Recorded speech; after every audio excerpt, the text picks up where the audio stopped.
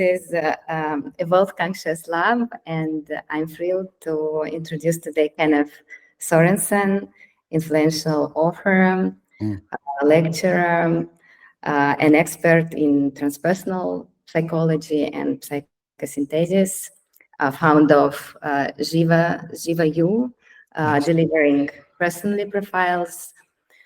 So with over 3 decades in this sphere, you lead countless people beyond all these identities that I mentioned through authentic potential. And for me personally, you are the teacher, even though we have never met before this day.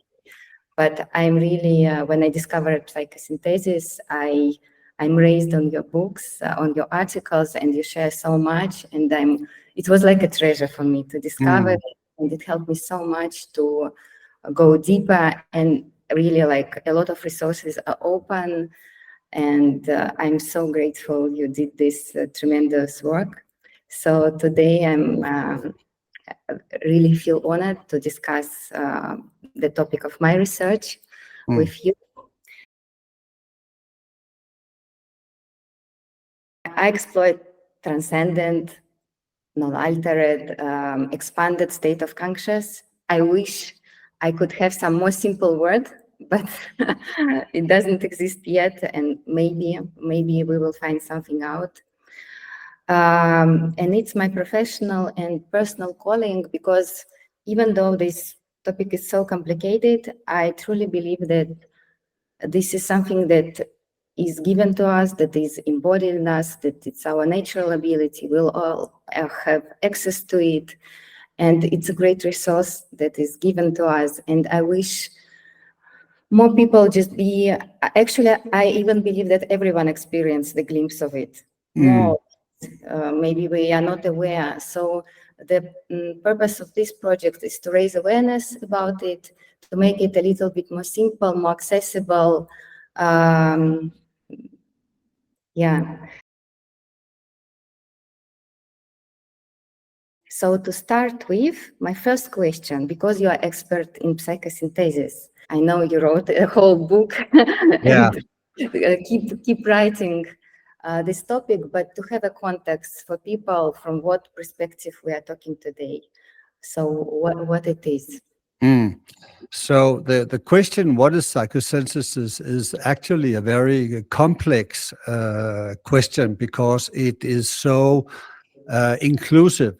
But the founder of psychosynthesis was Roberto Assagioli, and he was born in 1888, and he was a very remarkable man. He very young had spiritual experiences and was brought up in a spiritual home. His mother was a theosophist, and he got his training into psychoanalysis, Freud's psychology, and was the first in Italy to actually introduce psychoanalysis to the Italian people.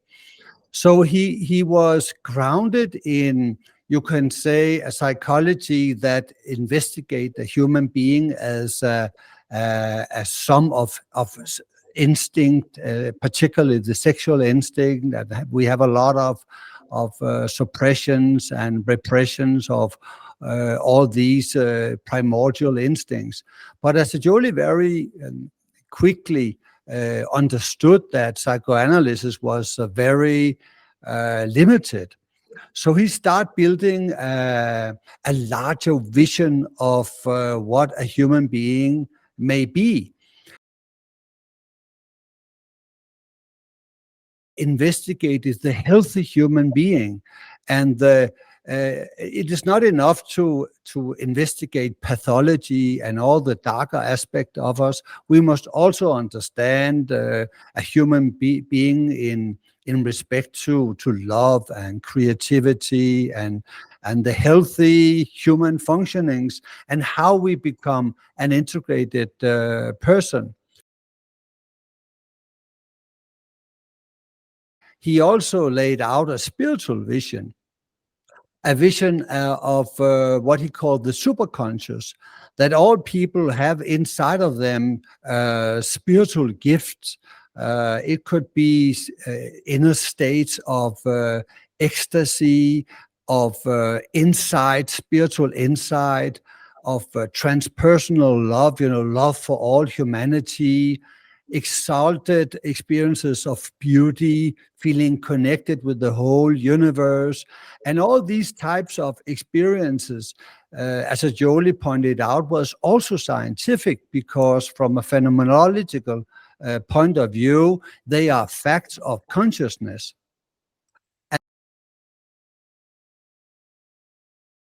think his most important contribution to psychology was that he also included the soul, or the transpersonal self. His vision is that we as human beings, we have a spiritual essence that is central, or the most essential part of us. So we are actually divine beings in a human body. And these ideas and thoughts was very matured in the early 30s. So way before Maslow and the transpersonal psychology that came forward in the 60s, Assagioli has already laid forward his system and his famous Eck diagram with the 3 levels: the instinctual, the mental, and the superconscious. And he was not just an intellectual or philosopher and a doctor, but he was also a mystic. He actually had many very, very deep spiritual experiences. So he formulated and founded his psychology around his own spiritual experiences. So they are backed up by, you could say, the facts of consciousness. And psychosynthesis is built up around some 7 core experiences that we, as a psychosynthesis practitioners, we try to facilitate in our clients and in our students. But it is a spiritual psychology that includes the instinctual parts of us. We must look at our power, our sexual desires, our repressed aspects, but we must also reach into the farther reaches of our human nature. I also love this model because it's so integral. It doesn't neglect our primary instincts, or no. Yeah, but at the same, and I think it's also doesn't say that we only should be somewhere out there, or like in transpersonal, we should integrate everything. Yeah.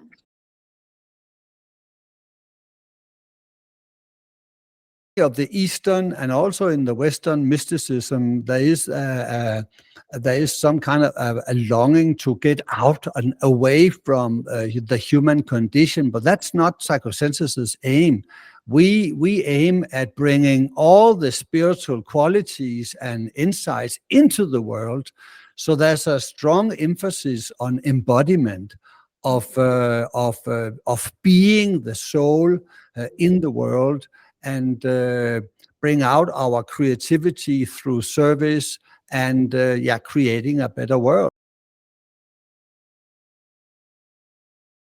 So it's very much here and now, and wanting to improve the world, not just get away into some kind of a transcendent bliss, but the transcendence is part of it, because we have to reach up and realize who we are before we can embody it. So why did you agree to talk about this topic? You can probably hear I'm very passionate about psychosynthesis, because it has given me a language to speak of something that is very dear to my heart. It has helped me a lot with my own process to understand what's going on inside myself. and to heal my trauma and help me reach my higher transpersonal qualities, my spiritual nature. I think I owe Psychosynthesis a lot by providing me a more neutral language, because I have also been into particular spiritual traditions, but you often get very limited if you speak like a Buddhist, or if you speak like a theosophist, or if you speak like a Christian. Then your language close around that particular tradition.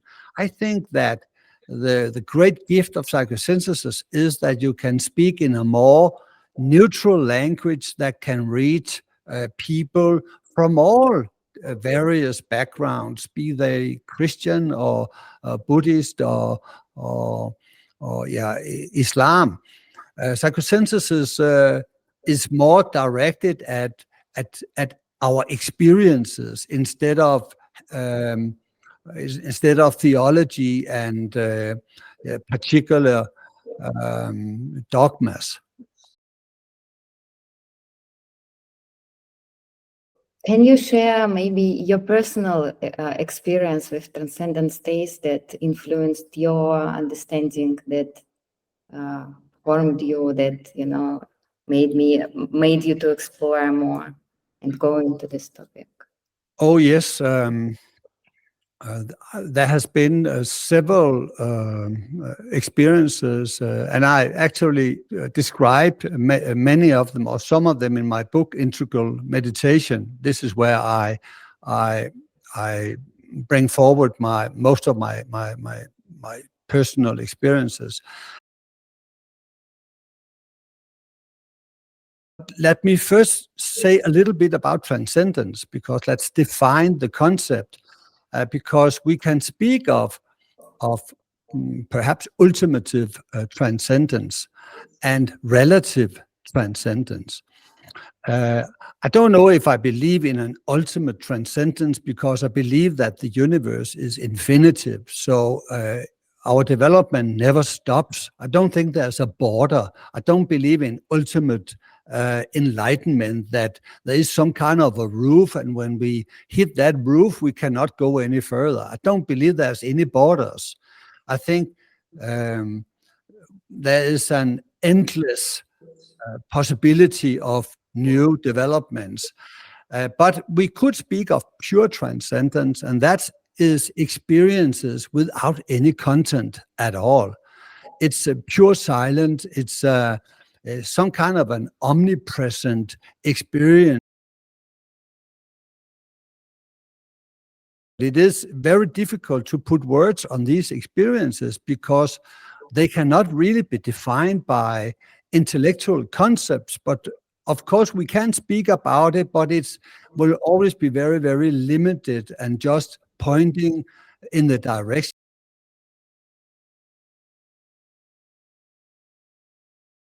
Let me tell you about my first experience. It came as a very, very big surprise. It was in the 90s, and I was participating in a satsang with a person called Isaac Shapiro, and his guru was a guru called Punjaji, and he was in the tradition of Ramana Maharshi. And the satsang was very, very simple. Isaac asked a question: "Who are you?" And I was very young, and perhaps also, no, I was not very young, but I was a bit immature, I guess, and I thought I knew everything about who I was. So I put my hands up, and I thought it was joyful just to participate in this. And I have no expectation of I would get anything out of it. But he starts asking me, "Okay, who are you?" And then I started defining myself. I'm a psychologist, or I'm a father, or I'm this, or I'm that. And every time I defined myself, he said, okay, this is the role. This is just a part of you. Go beyond that. And at some point, I was exhausted. I couldn't define myself any further, because every time I defined myself, he made me go beyond that definition. And then suddenly, and I think today it was some kind of a transmission, that he was transmitting the consciousness of his tradition. And I went into a state of being nobody. And it was such a liberating and joyful experience of being absolutely nobody. And I went into some kind of a very, very silent, expanded state. And the most prominent thing about it was that there was so much joy, because there was so much freedom, because I understood if I was nobody, I could be everybody. And this was the first realization, this joyful, blissful state of being nobody or nothing. And then afterwards, I also noticed I was completely indifferent to everything. My former identity as Kenneth Sørensen was just so small, so insignificant.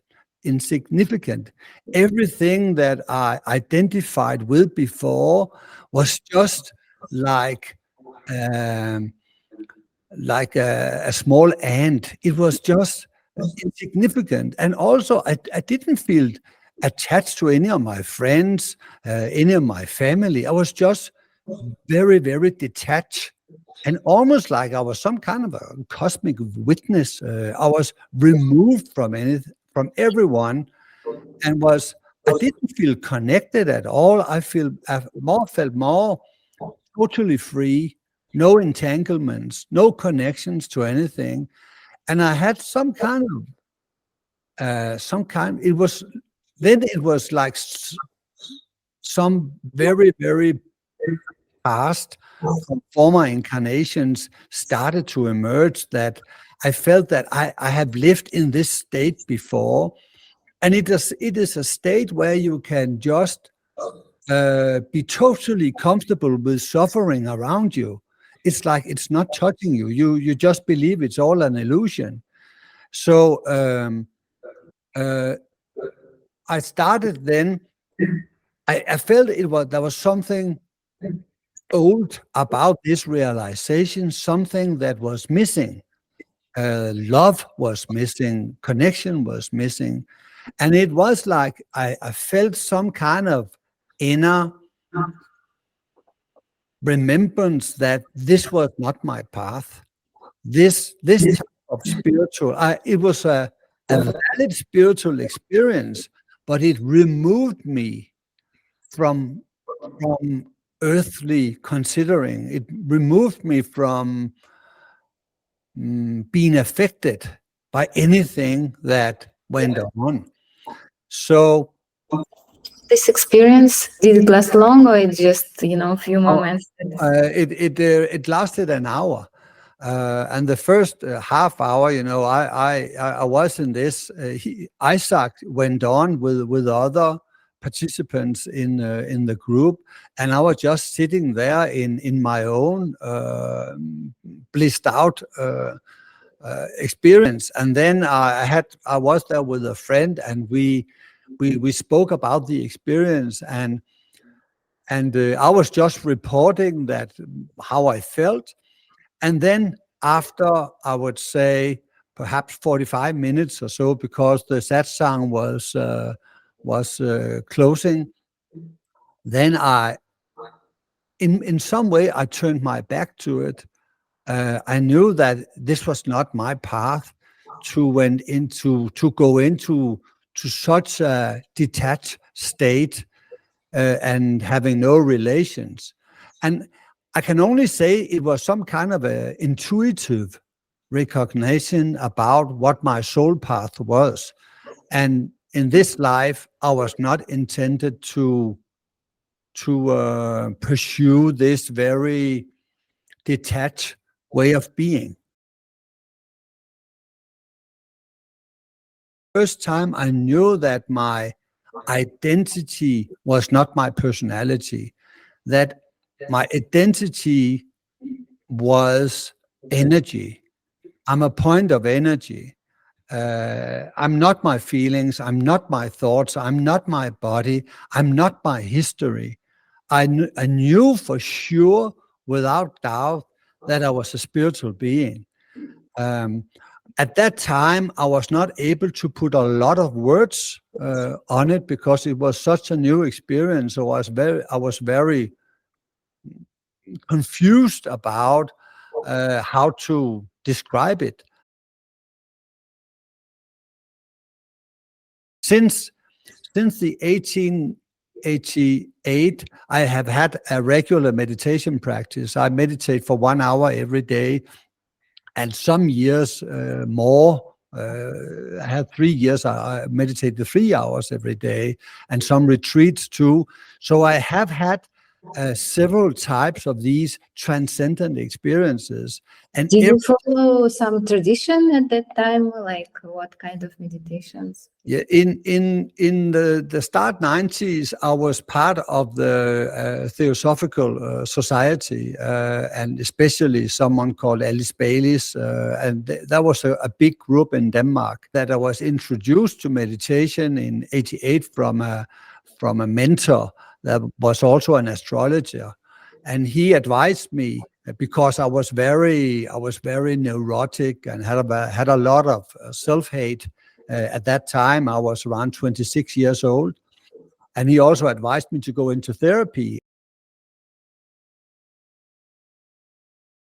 He put me on a meditation. There's a sun in your heart, and that sun carries all the qualities, all the soul qualities you are. So whatever you wish for, you can just sit down, relax into your heart center, see that sun, and feel the qualities you want. And I wanted a lot of love because I had so much self-hate and also social anxiety, and I was not able to really connect with people.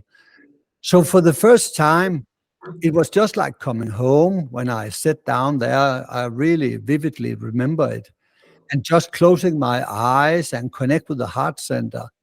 And after a while, I started recognizing the love quality. And it was just such a revelation that I had access to love inside myself. It was not something that I have to necessarily go out into the world and find someone out there who could love me. No, I could actually give myself or relate to the qualities of my being and light myself up from within. So I did that meditation for around 10 years, every day, one hour a day, on different types of qualities, acceptance, trust, love, and whatever. And slowly and gradually, I became more centered in myself and found a presence of love within my heart center that connected me with myself and with the divine, and also improved my relations around me.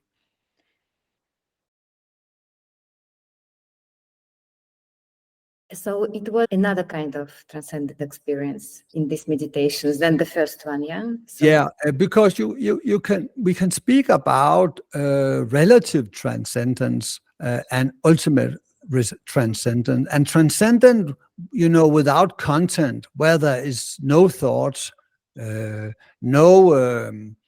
personality, no story. You are just a cosmic witness.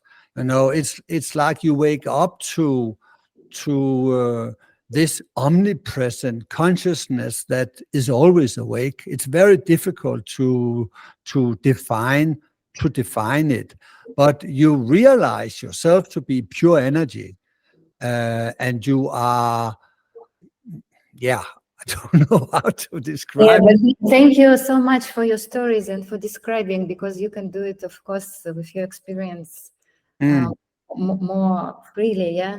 And for people who experience it, I think for many people who have some kind of experience, it's very inspiring to hear it, because they can identify also their stories better. Yeah, Because it's really like there is no words. yeah. And then there are, you can say, states of consciousness that brings you beyond your present personality consciousness. And we all in our daily life, we are embedded in our personal stories, and we experiences our emotions and our thoughts, and sometimes we feel bad about ourselves. But then in some meditations, we get lifted up into the superconscious. And the superconscious is a higher state of awareness, a higher type of love. The first superconscious experience I had, and it was not ultimative transcendence. It was not without content, because I had a meditation practice with the sun in my heart, and then I visualized Christ out in front of me, and Christ slowly, gradually came closer and closer to me until he went into my heart. And I did that for a long time. But then one morning, I was in my parents' house, and I was very, very sad, very, very lonely, and really felt very bad about myself. And I just started this meditation practice. And then instead of me visualizing, I saw a vision of Christ. And when I speak about it now, I get very emotional, because it was such a profound love, and he just entered my aura, and it was such a pure love. And it was like everything in me, inside of me, also all the parts of me that was so full of self-hate, felt completely loved, completely perfect. And it was that I get some kind of a sensation that me and Christ was actually equal. It was not like he was above me. It was like he was a friend, a very, very dear, intimate friend. And this presence just went through me. And I had some kind of I don't know, it was not a mental breakdown, but I was so overwhelmed by joy and release of suffering, and couldn't get hold of. I didn't know. I knew what I had experienced, but it was very hard for me to really grasp. I had never before encountered a divine being.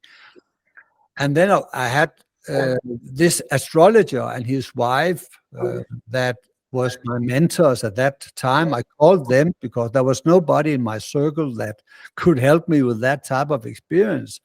And they immediately listened to my story and went into a car, drove 50 kilometers down to where I was, and picked me up and drove them home. They were also a therapist. And then I was helped to get a grasp of what was really going on. And I would say that experience was a very, very dear and profound experience that put me on a very dedicated spiritual path. I knew this was what I was going to do for the rest of my life. So you see, it was a transcendent experience, but it was with form. There was a divine being. There was a lot of emotions, a lot of love. So it was, I would say it was a superconscious experience of love and forgiveness. I felt that I had been forgiven of all the bad things that I felt about myself. Afterwards, you think that you are completely healed, but you are not. I had done so much more psychotherapy after that experience, but it gave me a blueprint. It gave me an experience of how I could be if I truly love myself like Christ, And I believe that every people have this Christ nature in their heart center.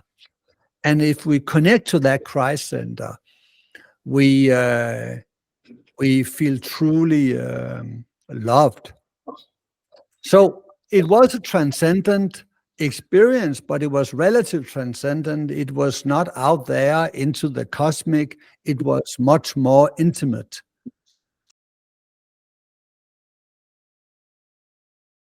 So now you are looking from this point of your life at that experience. What process really took place during the experience? I would call it a spiritual opening, and also what Stanislav Grof has called it a spiritual emergency, and it's an opening to the superconscious area, and it's a connection to a part of you, and we in the superconscious, we are not separated anymore as an individual. When we are enclosed in our, you can see, normal personality, we feel separated from other people. But when we get access to the superconscious area of ourselves, we feel that we belong and are connected to not only people, physically on earth, but also inner beings.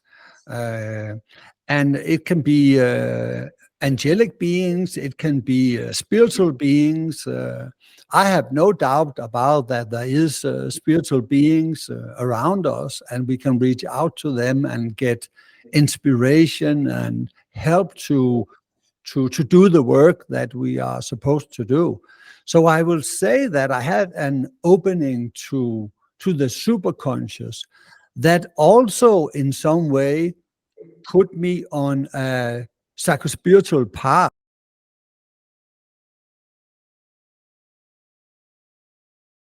On after this spiritual experience was a lot of psychotherapy, a lot of work with my self-hate, a lot of work with my social anxiety. But now I had some kind of an ideal model. I had an ideal model of how loved I could be. So in some way you were trying to get this experience in your normal life that once you experienced. Yeah, and yes, I'm trying to in some way imitate or get closer to that part in me where I feel totally loved and whole. And this brings me to another experience I had with a friend, and we were meditating on the world soul, and at one point we just entered. I would say we were falling in love, but falling into a state of I can only say it's a love without an object. It's a love where you don't feel that you love another person or love. It was just, I am love. My true beingness is love. And we both of us felt this tremendous love. We were just bursting of love. And it was so incredible to experience that my essential being is so full of love. And we felt totally connected to all of humanity. We were actually the world soul, but it was also like we were a point of fire within a network, and we felt that every person had some kind of a cosmic address. You meaning we all have a particular job to do in the world community. We all have a task. We all have a calling.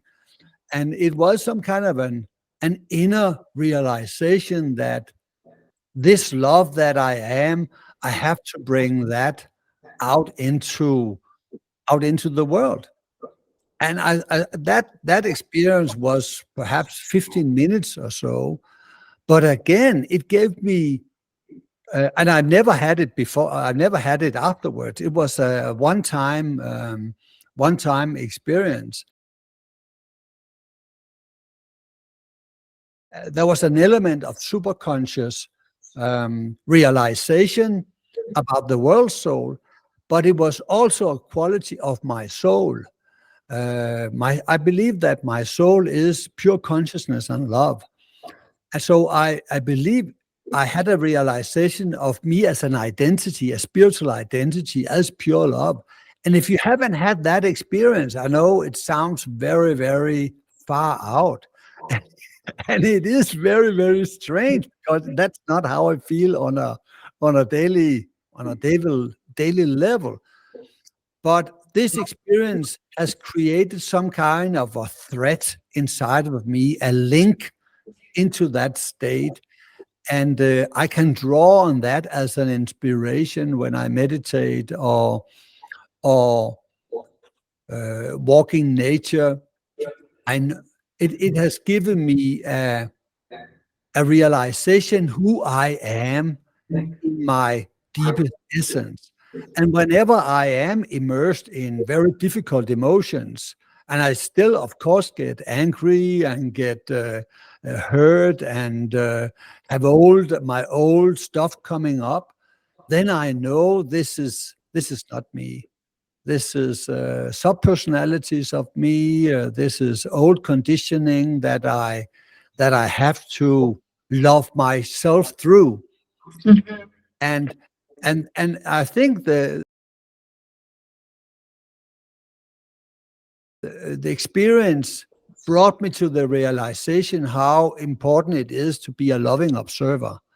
And that's, I would say, to be the loving observer is perhaps the most important element of my spiritual practice today, and something that I train clients and students in, to know that they are not their body, they are not the feelings, they are not their thoughts, they are the loving observers. And from there, we can learn to hold and be with whatever is arising in my consciousness. So in some way you transformed your this ultimate experience, love to this, to your first experience, and it became not only observer, but detached, but the loving observer. Yeah. Yeah. Transcendent part, where you just let go, you disidentify from everything that is from every content that is in your awareness at a given time. And the love is, you say, you connect with this acceptance. You accept whatever is present.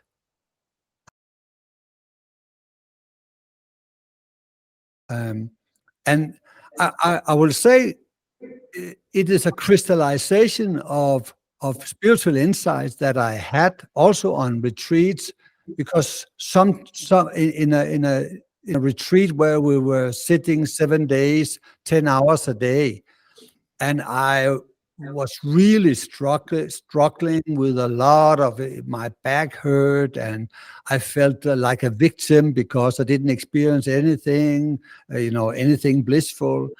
And I had all this mind jumbling around. And then there came a deep realization about that everything is teaching and everything is service. So no matter what experiencing you are in, your job is to love it. Your job is to be present with it. Another insight: ecstasy or agony, no difference. So if you are in ecstasy, fine. If you are in agony and pain, fine. Because your job is to love it. love it up in frequency. So it gives you this stable inner sense of just being present to your whatever is in your consciousness and love it. So it's work with energy. And if there's a lot of dark energies around you, then you have a job, and that is to love this energy up into a higher frequency. And you do that by paying attention and being aware of it, and open your heart in acceptance to whatever it is. If people, they don't experience such ultimate states, and you say there is ultimate, there is relative, and for some reason, not everyone is ready to devote so much time and so much effort. So there is it's not their way. But can a person find this transcendence somehow, maybe in not so ecstatic degrees, but still maybe not to miss this transcendent state? So can it be less, ecstatic, but still important? Exactly. And I think this is what I've experienced many times in my psychotherapeutic practice. That people suddenly shift out of their subpersonality. That if I have a client that is very identified with a particular part of them, let's say they feel they are a victim and nobody understands them, then sometimes I do an exercise where I place a chair in the room, and then I ask them to stand up on the chair and put a hand on their heart, and then look down to the person who is identified with being a victim. And I'd ask them then to take the position of being the loving observer, the soul. And sometimes just this very simple exercises, by shifting perspectives, changes their entire identity. Suddenly they can see that they are trapped in an old childhood trauma, and now standing on that chair and looking down, they now see that they actually can start hugging and be present and feel love toward that child inside of them that feels like a victim. And that is a transcendence. Whenever we are very identified and have a subpersonality up in our face, and we are so identified with it, when we get it out through a disidentification exercise and learn to love it, love implies there is me as a observer and a lover, and the object that I love. When we start to create that distance within ourselves, then we transcend the state where we are completely identified with a particular part of me. And doing this all the time on a daily basis, whenever we get upset, when my child or my wife don't do as I want them to do, and I get upset, then I try to do this exercise again and again, and notice what's good. What you do in particular, for example? Yeah, but I noticed that perhaps I noticed that I get irritated and hurt. And then instead of acting out from that place, start to blaming my wife or my kid for not being as I would like them to be, then I just become present to the emotion and to the pain inside of me. And I know now, because I work so much with this observing, I can enter into this place where I can just be with it, contain the pain and become an observer. Breathe through it, observe, accept, breathe through, release. That's my mantra. I observe what's going on. Okay, I'm hurt and I'm irritated. I accept this is my condition right now. I am actually full of irritation, and it's okay. So I bring love to the situation. Then I start breathing into it and letting go of the identification. And then I gradually, it loses its attachment to me, and I come back to myself and I see, okay, yes, I got hurt, and I can then go to my wife and say, okay, I was triggered by your behavior. It was a little child in me. So now we can have a conversation about this from a more adult stage. And this is how I practice this on a daily basis. It's very important that this is also transcendence. It's not only about Yes. like divine creatures or something. No. Yes, all connected to it, some not. But what everyone can do is Yes. This is transcendence on a personal level. When I do this exercise, I don't have an expanded awareness, out into infinity. No, I'm still a separate individual, but I'm not in that little box of the hurt child. I create a distance to it, come back to me as the observer. And then this is then I transcend this instinctive reaction pattern and can start working on it. So I would call it personal transcendence. It's all based on the personal self of Roberto Assagioli, because in Psychosynthesis, we define the I as a center of pure consciousness and will.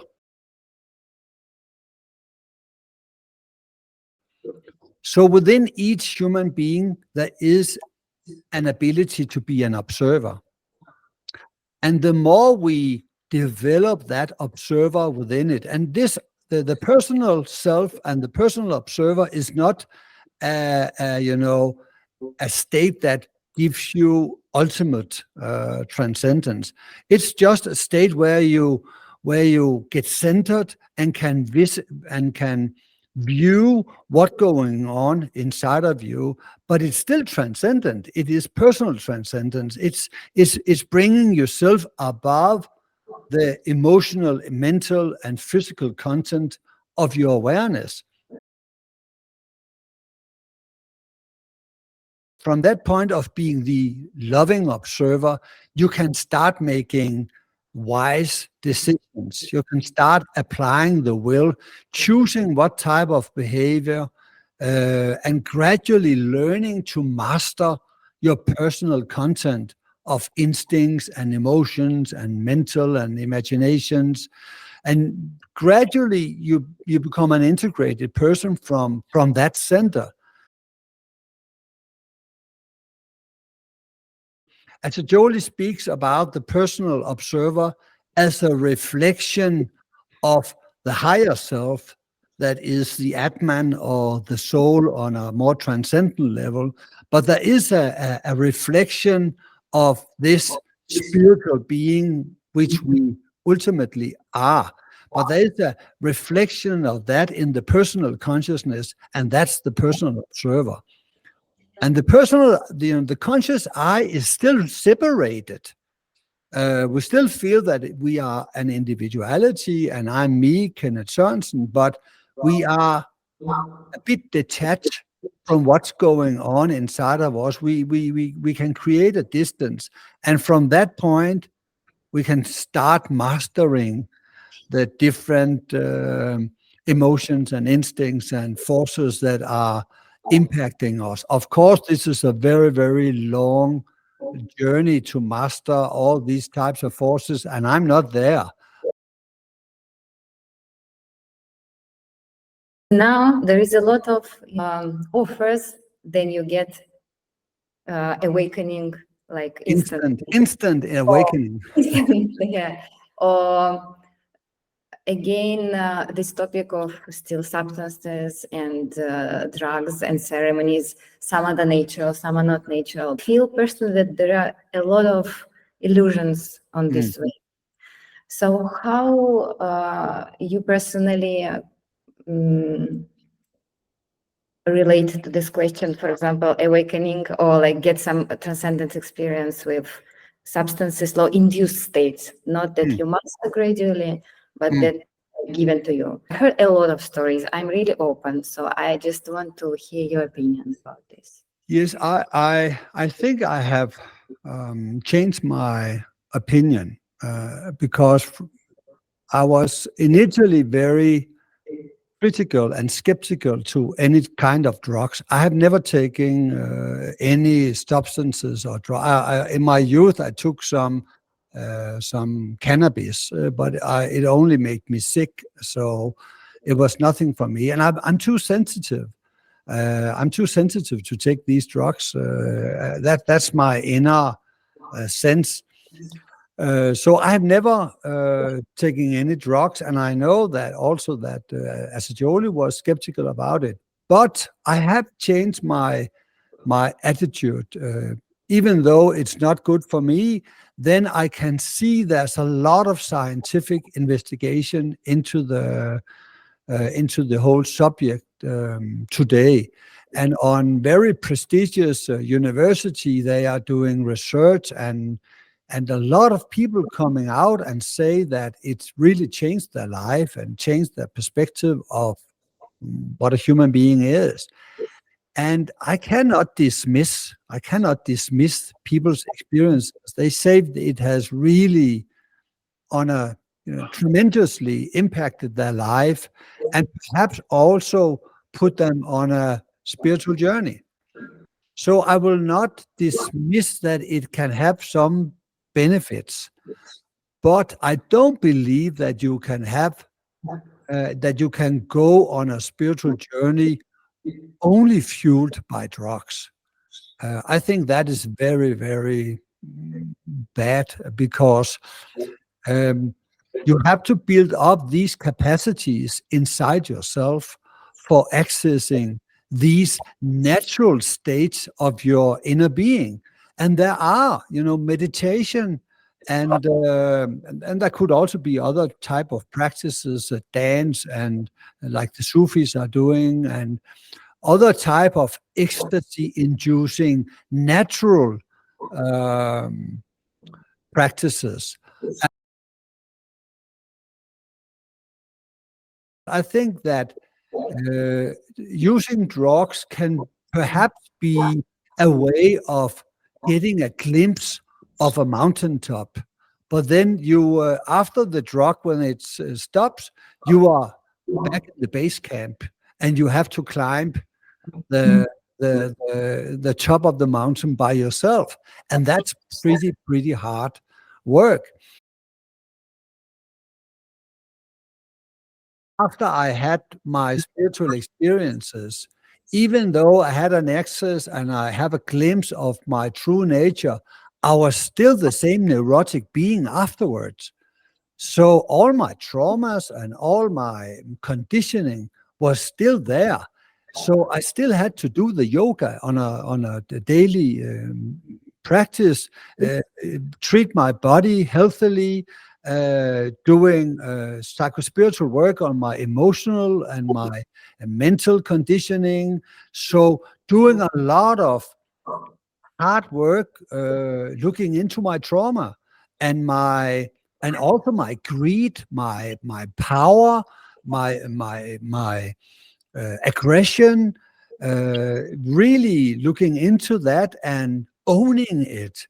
Because we cannot embody the spiritual consciousness if we haven't cleaned or purified our personal nature. That's just impossible. That spiritual development always contain a deep work with your lower unconscious. We can pay lip service to universal love, but if we have a lot of jealousy and greed in our belly, then we cannot express that universal love. It's totally impossible.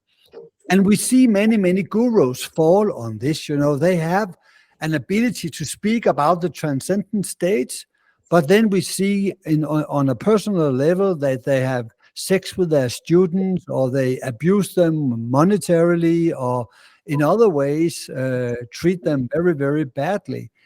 And this is because this is what's called spiritual bypassing. They haven't done the work in the lower unconscious, and that's so important. Mm-hmm.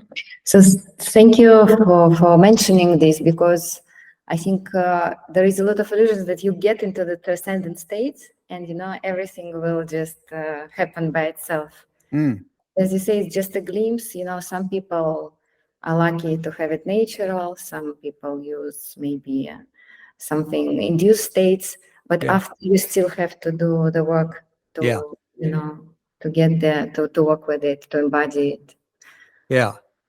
And if they're not willing to do that, that we have the persons that go from retreat to retreat to retreat and just seeking these peak experiences, but living a lousy life. They cannot get their relation working.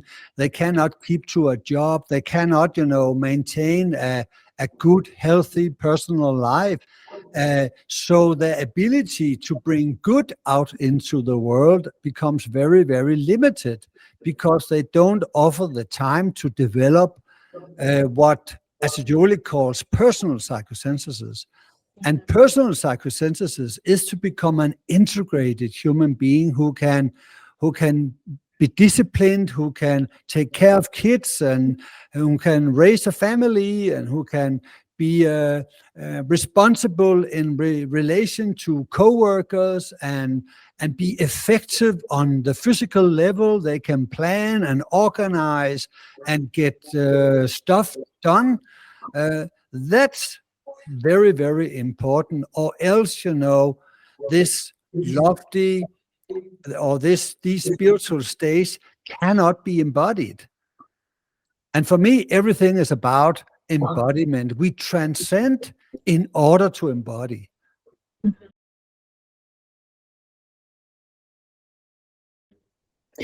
Maybe you can also share from your experience with the clients. Some people think, it's such a hard way, I'm not ready to meditate in years. But at least, like you shared, for example, this exercise with being a loving observer, like to step out a little bit. Maybe some, still there are some shortcuts. I really believe that you have to do the yoga. You have to do the yoga. There is no quick fix. I don't believe it. And it's okay for you to have spiritual aspiration, to have this longing for something better and exalted states of love. It's totally okay. But at some time, you will hear a call. You will feel an inner urge to do something about it, to change your life, perhaps only in small ways. And it can be on a physical level. It's very important that you observe your eating habits, that you eat healthily, because your body states is reflected by what you eat. So that's one point.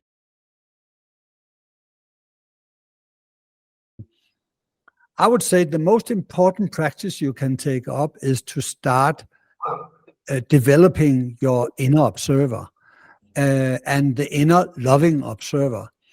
Because if you start working with being an observer and start accepting what's going on in you, you have found a center.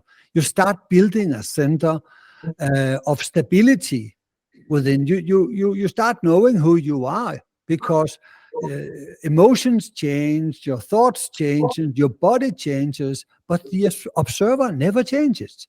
It's always the same loving witness inside. So you have found something very, very permanent inside of that's always available, also when you are in despair and depressed, you can always observe and love whatever is. But it takes some practice to do that meditation. On my website, I have 7 free meditations that I have done and I offer to people. And I'll share the link because I also use them. Yeah, I'm very yeah. grateful. So this is a place to start. Okay, a loving observer is amazing, and I think a lot of people would love to, have this quality, but I just can't. The inner critic is so strong. Yeah. It's all the time putting down everything. Yes, but then my question will be, there are people who are actually trained in dealing with these false identifications, because the inner critic, the voice in your head that tells you you cannot do that, that's a false identification. It's something that's stuck in your face, and you believe in that voice, but that voice is a false voice. It's from the past, and there are many people out there that can help you with disidentifying from that false narrative and start getting a little distance to it, start observing it, start accepting it, and see where it's coming from. And perhaps it's your inner father, perhaps it's your inner mother, perhaps it comes from some bad experience with a loved one. I don't know, but you have the ability inside of you, but sometimes it takes a lot of help. And I have had more than 500 personal psychotherapy hours behind me, and more than that. I've just spent a lot of resources in digging this part of this divine aspect of me more into the forefront. And I still have a lot of work to do, but it's really worthwhile because it's freedom. And I think that's the call. There is something in you that is completely free and completely embedded in love, and it wants to express itself through you. And when you hear that call of freedom, you will not accept to be limited by an inner critic or other conditioning. You will find the means, economic and time, to do something about it. Even when you speak about this, it's a very good reminder. I hope the people that will listen this, they will feel it somewhere. This connection, this call. It's so important sometimes to remind that there is inside. Yes. Because everyone wants it.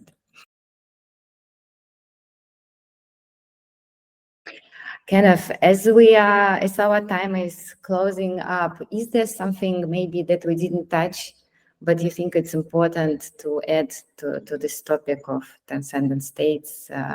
We haven't spoken much about the will. The will is very central to psychosynthesis.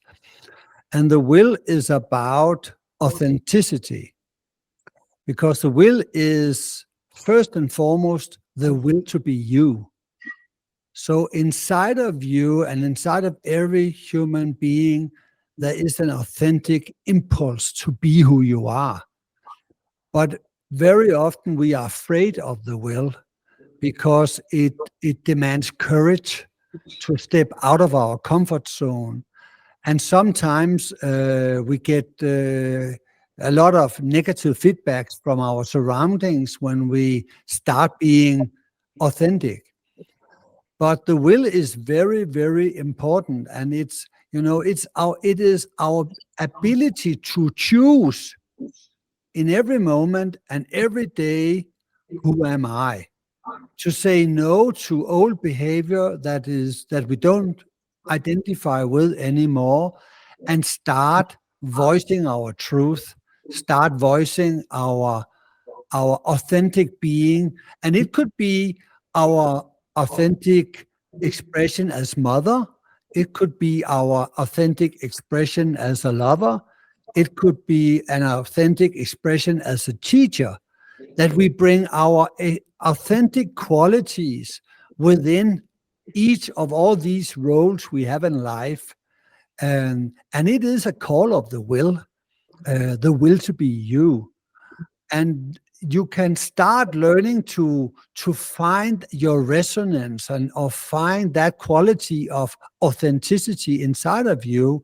So it only takes that you practice it. And it's actually a practice of courage. It's a practice of saying yes to yourself and no to conditioning. For me, it was so, yeah, like after reading your articles, it was a discovery that will is not something that you have will to follow your goal or like but will to be yourself, like yes, will to be, yeah, to have courage to be authentic. In order for you to practice will, you have to be awareness.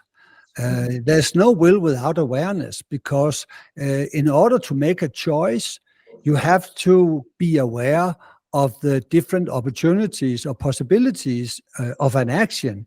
So when I have a conflict with my wife and I feel very hurt and I would like to hit her back, criticize her, then when I start observing what's going on inside of me, I have suddenly a choice. I can come from the angry child in me, or I can come from a more mature part of me and trying to find out what's going on. Why do I become so triggered? And in that way, I have a choice. What's the most authentic part of me right now? Okay, I choose to be a mature husband, a mature, and let's have a conversation of what's going on. So that's the will in action. And it comes out with our children, it comes out with our friend, it comes out when we are out in interchange with people around, that we always have this observing part of us. And also, we don't condemn the hurt child. We don't repress it. No, we accept that we are hurt, and we could perhaps also be honest about it. Say, okay, when you say such and such, then I get hurt. So what do you think about that? And then we have a mature conversation about it. Yes, so beautiful, because be true to yourself, because I think I am, but really to see who you want to be, maybe the best you can be at this moment. In this moment, yes. True to this, yeah. Yes. When we transcend, sometimes like you feel like, you are a world of the soul, you are love, how not to mix it with just big ego. I mean, like with, or I'm some kind of divine, I understand this, I had these experiences. You don't doubt, you don't think at this moment. But sometimes when after you reflect, you think, okay, is it just maybe my ego just throws suddenly big, or it's something true? I think you raise a very important point. If we only focus on the experience, it's not the ego, because the state is not about you. Even though you feel that you are love, also that every other being is love. So you are in this expanded awareness where you know that this is the truth of every human being. So there's no hierarchy. There's no notion that you are better than anyone else. It's just the human condition that they are love. So there's not this comparison where you as an ego compare yourself to other. You are beyond that type of comparison. You just know that you are love, and everything in existence is also love. It's a universal state. But then when you come out of this statement, then the ego can hijack it. Then, and you come into your normal, everyday personality, and there's something in you that would like to get some recognition or be seen as spiritual or special. And then your ego can come in and hijack that experience and use it as a mean of, raising your social acknowledgement, and this is easily detectable when you see people using their experience as some kind of I'm better than you, or I know everything, that type of ego is, but that's after the pure experience of it, that the ego very often hijacks spiritual experiences because the ego wants to be great. I would spend a few more hours here, but I really respect your time, and maybe, I don't know, maybe we will have more conversations, but I'm so grateful that you found time and you shared so genuinely your experiences and your experience based on it, and your expertise. Actually, it's like very similar core expertise and experience. In your case, it's really very connected. I will share the links to your sites and to meditations and to your books that I personally used, and I think is helpful for everyone. I think it has been a very, very good conversation, and I don't think I've had spoken so much about transcendence before on a podcast. So I think it's very good also for the students that I have in my circles.